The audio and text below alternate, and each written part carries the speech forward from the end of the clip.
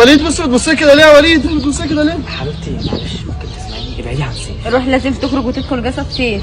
سيف تعالى كده عشان نروح ما تخشش في جسمنا. طب ليه يا بنت اللي عملت لك ايه؟ انا عملت ما تجيش حاجه. انت زي ما كنت بتقول عليا عفيفه وانا صغيره. مصطفى شوف لنا حل. امسكوا قدام بعض. يا طرواحه الشريره. اللي هو بيقولوا ده سيب ايدي. اخيرا يا وليد اخيرا. خلصت كده. لسه. ازاي؟ يعني ايه يا وليد؟ يعني ايه لسه ما خلصتش؟ دلوقتي يا سيف لازم الجثه دي تدفن، لانها لو ما اتدفنتش هتسكن اي جسد فينا. طب والعمل؟ العمل هندفنها بقى يا مصطفى.